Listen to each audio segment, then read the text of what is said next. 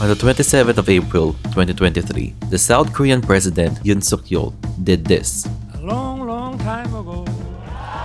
When he was in the White House alongside with US President Joe Biden. While it might be extreme to think that this actually happened in front of a crowd, everyone in the room enthusiastically embraced the moment and solidified a side of South Korea that they've been displaying for the past 3 decades.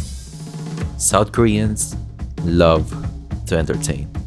In fact, to entertain the world stands as a cornerstone of South Korea's current economic strategy, with the government recognizing various forms of entertainment as integral components of the nation's future. This is why not only South Korean pop music and video games are expanding throughout its neighboring countries in the world, but also South Korean cinema. And the Oscar goes to Parasite.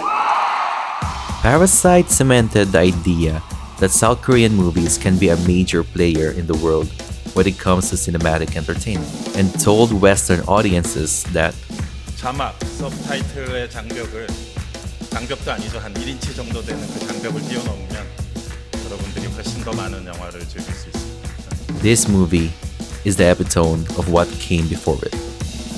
That's why as we rewind time and stop in the year 1945, we'll see how this movie is a product of political turmoil in the Korean peninsula after the end of the Second World War.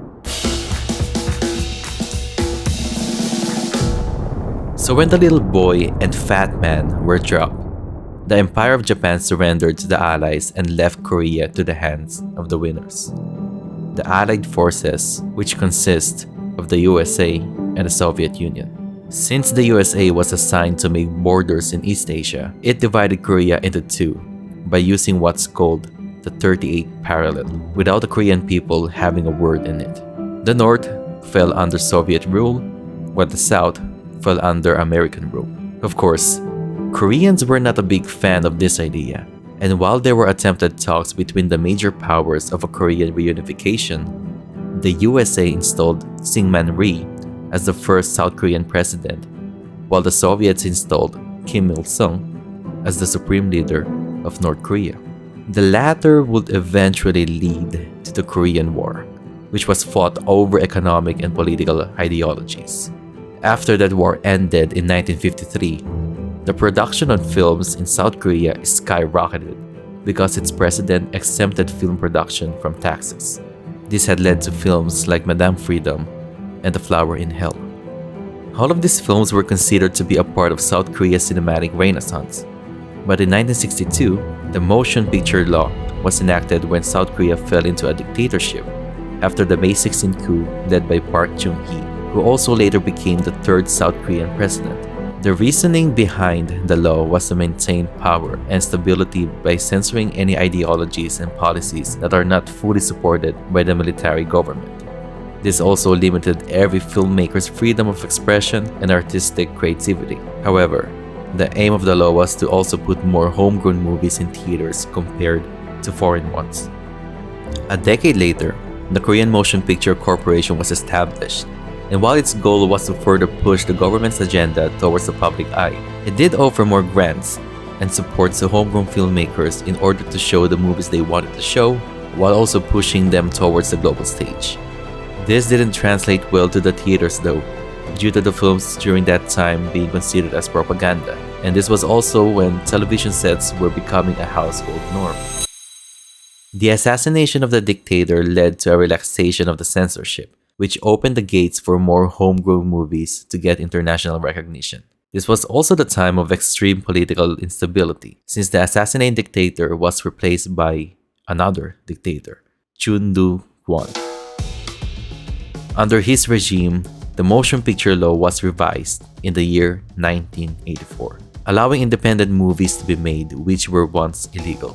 The government would eventually allow Hollywood studios to build branches on South Korean soil and lifted foreign film restrictions shown on local theaters. This would force South Korean filmmakers to directly compete with foreign films from Hollywood and Hong Kong. These massive changes in the motion picture law generated a new generation of filmmakers and brought alongside them new techniques in filmmaking that would entirely shape Korean cinema. Fatal Attraction became the first film to be directly distributed in South Korea by an American distributor. South Korean producers resisted this since unrestricted access to foreign films might pose significant challenges to the Korean film industry's viability. The producers would join the June democracy movement, which is a period of political awakening and activism that had a profound impact on what made South Korea it is today.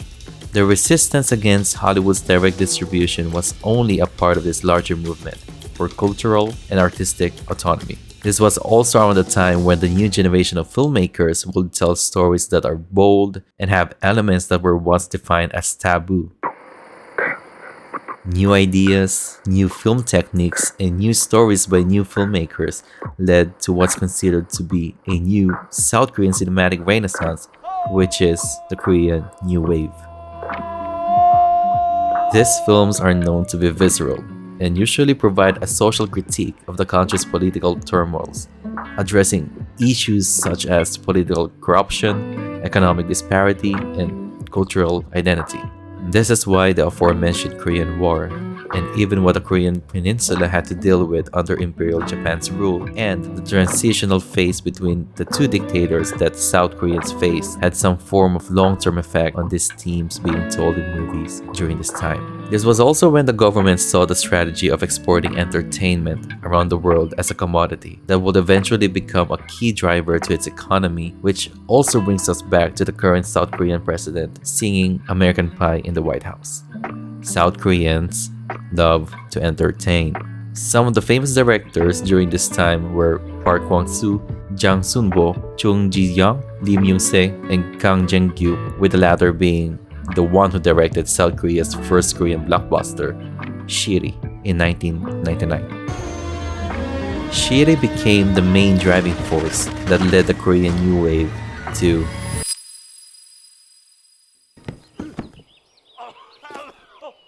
elements and styles from the Korean New Wave were retained in the wave of extreme Korean cinema. However, the latter is the full realization of the former. For lack of a better term, extreme Korean cinema is more extreme. This wave tried to push the boundaries of traditional storytelling and visual styles by incorporating extreme violence, graphic imagery, and sex. An unconventional storytelling approach became a hallmark of extreme Korean cinema, as it typically appeals to the cult crowd rather than the mainstream audiences. Old Boy, directed by Park Chan-wook, is a prime example of this because everything in this movie captures most of the nuances of extreme Korean cinema. To end this chapter, I would like to end this with a quote from Parasite director Bong Joon-ho. 나라에 수천만 명의 사람이 살고 있는데 워낙 그 역사의 굴곡이 되게 빠르고 많은 일들이 사건들이 정말 드라마틱한 역사 속에 살고 있기 때문에 되게 격렬한 히스토리를 갖고 있다 보니까 개인과 사회, 개인과 역사가 충돌하는 일 자체가 많죠. 그래서 실제 사회 자체나 사람들의 감정도 익스트림한 경우가 많아요. 그러니까 아까 얘기했다시피 좀 사회 자체가 격렬하고 여러 가지 격동과 극단적인 일들 많이 겪으면서 살아왔기 때문에 그게 자연스럽게 드러나는 것 같아요. 의식하지 않아도.